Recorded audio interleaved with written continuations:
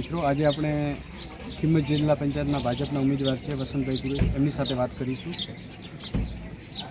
સાહેબ, ચૂંટણીનો પ્રચાર ચાલુ છે, હવે ગણતરીના દિવસો બાકી છે, લોકોનો પ્રતિસાદ કેવો મળે છે? નમસ્કાર. કિંમત જિલ્લા પંચાયતના 18 આલમનો જે પ્રમાણે 36 કોમનો જે પ્રમાણે પ્રતિસાદ મળ્યો છે ને, એનાથી મને એટલો સંતોષ છે કે આ પ્રજાએ, અહીંયાની તમામ પ્રજાએ મને જે પ્રતિસાદ આપ્યો છે, ઘણો પ્રતિસાદ આપ્યો છે, અને એના માટે એ પ્રજાનો આભારી છે.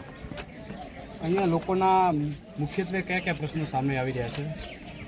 લોકોના સૌથી મુખ્યત્વે એ પ્રશ્ન છે પાણીનો, અને એના માટે સરકારે 1400 કરોડની જે યોજનાથી ગામના તમામ ગામોના તળાવો ભરવાનો જે નિર્ણય લીધો છે ને, એનું કામ ચાલુ છે, એનાથી પ્રજા પણ ખુશ છે. એક અત્યારે ભાજપના આગેવાનનું નિવેદન વાયરલ થયું છે કે ભૂંગળા નખાય છે પણ પાણી નથી આવ્યું, એને લઈને આપણે શું? એ નિવેદનનું અર્થઘટન ક્યાંક ખોટું કરવામાં આવ્યું છે. જ્યારે કામ ચાલુ હોય અને કામ પૂરું ચાલુ થાય તો પાણી આવે ને. અત્યારે ટેન્ડર જેમને આપેલું છે એ ટેન્ડરનો સમય પૂરો નથી થયો, પૂર સ્પીડે કામ ચાલુ છે. વાપીથી રવિ સુધીની પાઇપલાઇન મોટી, એની અંદર કામ ચાલુ છે, અને હમણાં જ કામ ચાલુ થયું છે. અને એવું નથી કે ચૂંટણીલક્ષી કામ છે, એ કામ શરૂઆત ચાલુ થયા પછી આ ચૂંટણી આવી છે, અને એ કામ ચાલુ છે. અને 100% એની અંદર પાણી માટે કર્યું છે સરકારે, કંઈ એમને નથી કર્યું, માત્ર વાતને તોડી મરોડીને ખોટી રીતે રજૂ કરી. ચૂંટણી પછી રેલ નદીને લઈને શું કરશું? રેલ નદીની અંદર જ્યારે ચોથી પાઇપલાઇન આવે છે, એની અંદરથી અહીંયા એનો જે છેડો આવે છે, એમાંથી વાપીથી જે પાઇપલાઇન આવતી રેલ નદીમાં પાણી વેવડાવવામાં આવશે.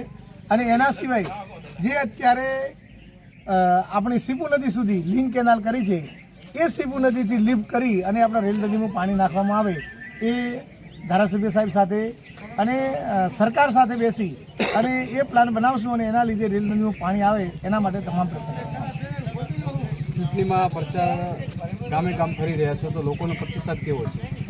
લોકોનો પ્રતિસાદ ઘણો સારો છે, અને ભારતીય જનતા પાર્ટી ઘણા કામ કરે છે, અને અગાઉ પણ કામ જે કરે છે એના આધારે લોકોનો પ્રતિસાદ અત્યારે ભાજપ પ્રત્યે સારો છે, અને એટલા માટે અમે તમામ ઉમેદવારો પ્રત્યે લોકોનો પ્રતિસાદ ઘણો સારો છે.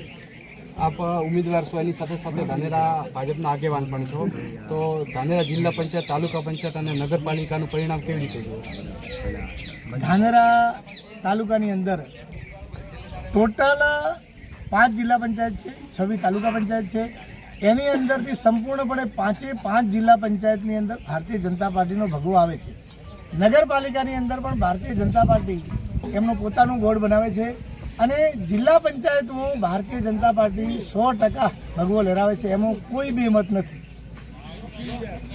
આપણી સાથે વસંતભાઈ પુરોહિત હતા, એ પણ દાવો કરી રહ્યા છે કે ધાનેરા તાલુકા પંચાયત, જિલ્લા પંચાયત અને નગરપાલિકામાં તમામે તમામ સીટ ઉપર ભાજપ જીતવા જઈ રહી છે.